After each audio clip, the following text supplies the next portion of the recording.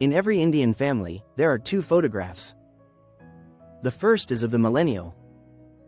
You can almost hear the photograph, the hum of the coaching center, the rustle of the newspaper employment page, the weight of a single, golden promise. Follow the path, and the path will provide. The second photograph is of Gen Z. It's quieter. The sound is a notification ping.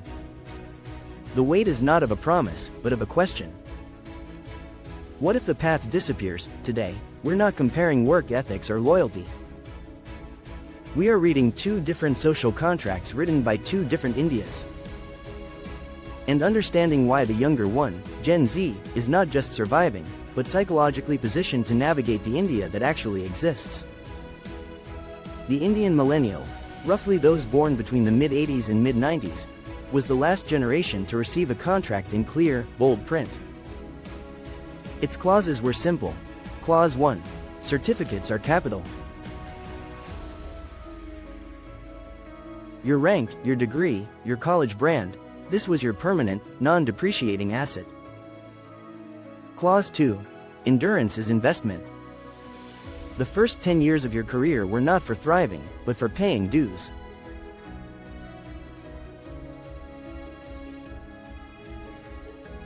Low pay, high hours, hierarchical silence. These were the premiums paid for a future insurance policy. Clause 3. Patience is a virtue.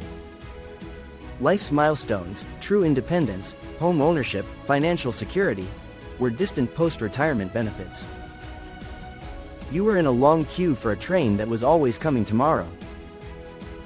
They signed this contract not out of naivety, but because the signatories were everyone they trusted: parents, teachers, the national narrative itself. Their strategy was depth: dig one deep, respectable well, and drink from it for life. But the contract tore in very Indian ways. First, the inflation of the certificate. The engineering degree didn't become common, it became currency in a world of hyperinflation. What bought a villa in 2005 now barely buys a scooter. Second, the pyramid grew a new top. Just as millennials reached for the peak they were promised, they found a new, elusive floor above them: management roles requiring not just skill, but nebulous networking, often in global HQs they couldn't access. Third, and most crucially, the decoupling of hard work and reward. They saw a new truth: that relentless effort in a decaying system doesn't lead to promotion, it leads to burnout. That company loyalty is often met with spreadsheet-driven layoffs. The millennial was left with the psychology of a bridge builder, but someone had moved the other shore. Gen Z did not read about this rupture in a paper. They absorbed it as childhood's background radiation. Their foundational memory is not of a promise, but of a pivot. So, they drafted a new, unwritten contract with themselves.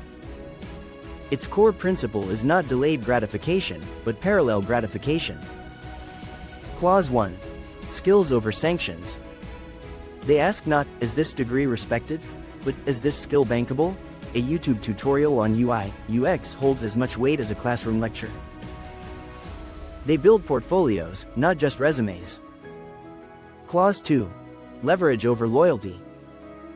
They do not see a job as a destiny, but as a socket, a place to plug in, charge their skill set, and unplug when the energy stops flowing. Their question is not, how long can I stay, but what do I take with me when I leave? Clause 3. Optionality over obedience. The old model was a single ladder. Gen Z's model is a mesh network. They cultivate multiple, often simultaneous, income streams and identities: a student, a content creator, a freelancer, an investor. If one node fails, the network holds. Their strategy is breadth. Not one deep well, but multiple, renewable springs. To call this impatient or disloyal is to miss the profound psychological shift. Millennials were raised in an age of scarcity of seats, jobs, opportunities. Hoarding one precious chance was logical. Gen Z operates in an age of algorithmic abundance of information, global gigs, platforms to launch from. but also abundance of uncertainty. Their genius is in risk distribution. They have internalized a fundamental economic truth that their elders learned too late. In a volatile world, the greatest asset is not a single golden ticket, but a high rate of learning and the agility to pivot. They are not cynical. They are conditional investors in a system they know is volatile. They invest their time and talent where they see clear, tangible returns, in their own skills, their own brands, their own networks. This isn't disrespect for institutions, it's a clear-eyed audit of them. So, is this a story of generational superiority? Absolutely not.